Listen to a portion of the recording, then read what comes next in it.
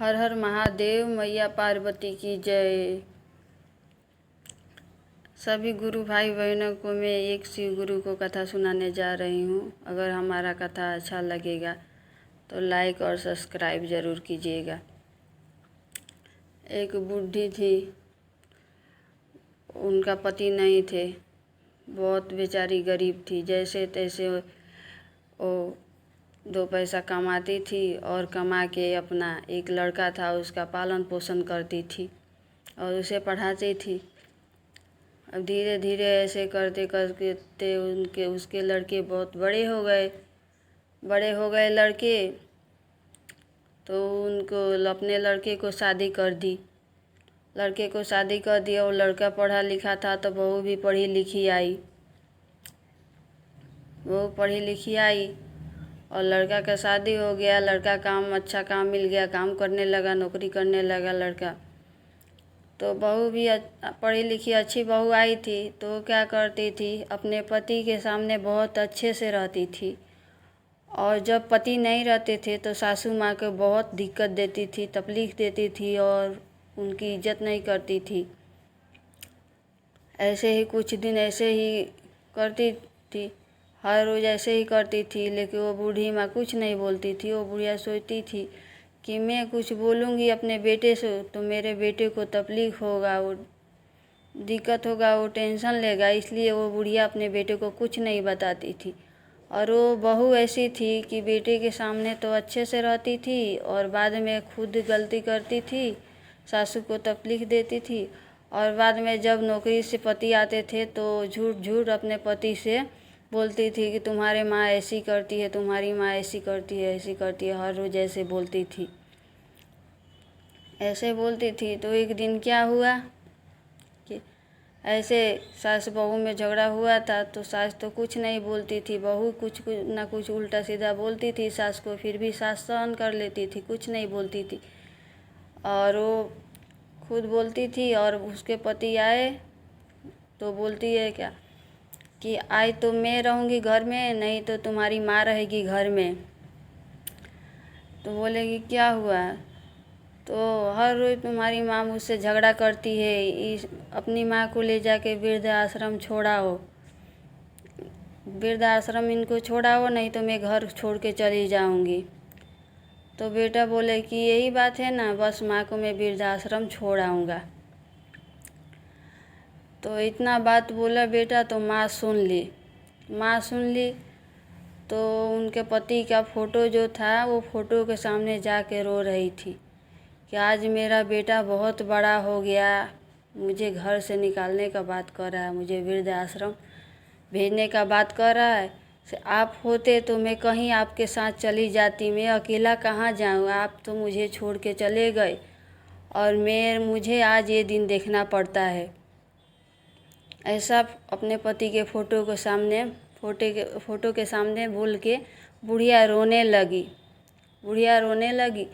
तो अचानक बुढ़िया के कान में आवाज़ आता है, उनके पति के आवाज़ में आवाज़ आता है कि तुम अपने शिव गुरु से दया मांगती हो ना। वो बुढ़िया शिव गुरु का शिष्या थी, शिव जी का गुरु बनाई थी, पूजा पाठ करती थी। तो शिव जी को पूजा करती हो ना, तो अपने शिव जी से ना इतना धन मांगो कि तुम उस धन को लेके गांव में अपना पुराना घर है वहाँ चले जाओ, वहाँ रहना और वृद्धाश्रम मत जाना। ऐसे बुढ़िया के कान में जब रो रही थी अपने पति के फ़ोटो के सामने, तो ऐसे बूढ़ी के कान में आवाज़ आया। तो वो ऐसे रोते रोते सो गई।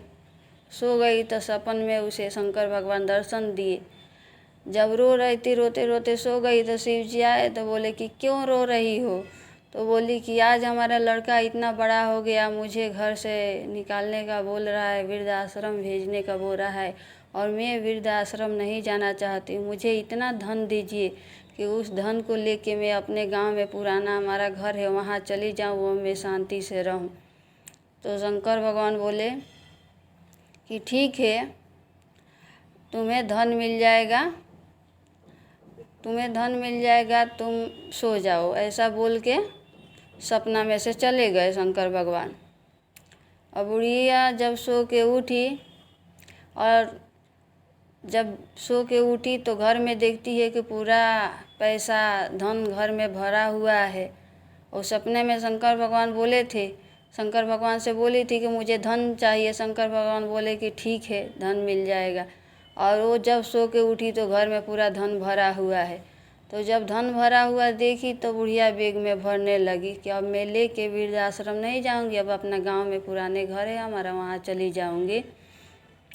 तब तक बहू आ गई। बहू आई तो बहू देख ली तो बहू बोलती है, इतना सारा धन रखी हो और कभी हमको बताई नहीं, हमें भी नहीं बताई, अपने बेटे को भी नहीं बताई, तुम कैसी माँ हो।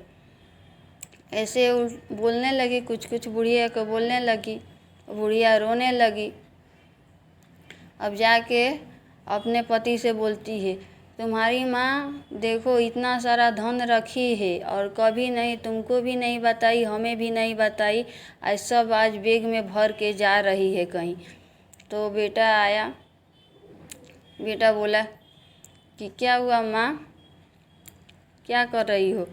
तो बोले कि तुम तो मुझे वृद्धाश्रम भेजने को बात कर रहे थे कल अपने पत्नी से, तो मैं वृद्धाश्रम नहीं जाना चाहती हूँ। मैं अपने शंकर भगवान से धन मांगी हूँ और उन्होंने मुझे दिया है। अब ये धन लेके मैं गांव में चली जाऊंगी, वहीं पे रहूंगी। तो बेटा बोले कि ठीक है, कोई बात नहीं। ऐसा बोल के बेटा चले गए। ऐसे बोल के बेटा चले गए तो बहू बोलती है, बाद में जब बेटा वहाँ से चले गए तो बहू भी चली गई। और बहू जाके अपने पति को बोलती है कि अभी नहीं भेजते हैं बुढ़िया को वृद्धाश्रम, अभी कैसे भी करके सब धन ले लेते हैं और उसके बाद भेजेंगे। तो बेटा भी बोला कि हाँ ठीक है। ऐसा बोल के वो काम पे जाने लगा। और काम पे गया तो थोड़ा देर के बाद मतलब उस टाइम तो फ़ोन था नहीं, ऐसे थोड़ा देर के बाद खबर आ गया। थोड़ी देर के बाद खबर आता है कि उसका एक्सीडेंट हो गया है। अब जो बहू के पास खबर आया तो बहू तो पूरा रोने लगी, चिल्लाने लगी। तो सासू पूछती है कि क्या हुआ। तो बोली कि आपका बेटा का एक्सीडेंट हो गया है। और ऐसे बोल के वो चली गई हॉस्पिटल लेके अपने पति को। अपने पति के पास गई, वहाँ से उनको लेके हॉस्पिटल चली गई। और बूढ़ी माँ यहाँ रो रही है अपने शंकर भगवान के पास।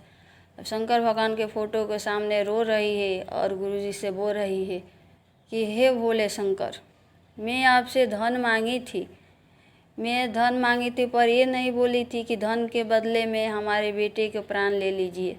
हमें धन नहीं चाहिए, कैसे भी करके हमारे बेटे को बचा लीजिए।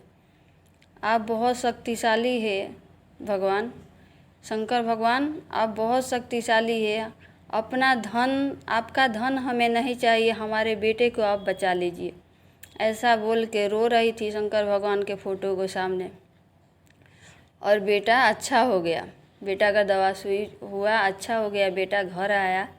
और बेटा घर आया तो बहू बोलती है, आप अपने माँ को ले जाके वृद्धाश्रम छोड़ आइए और ये जो धन है सब अपने पास रख लेते हैं।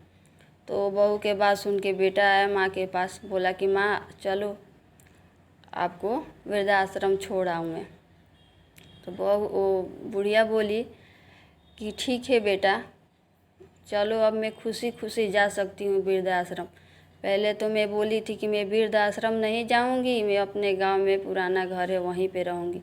पर मैं शंकर भगवान से बोली कि मुझे धन नहीं चाहिए, आपसे मैं धन नहीं मांगी हूँ, मेरा बेटा का कैसे भी करके मेरे बेटे को आप बचा लीजिए, मेरा बेटा बच जाए।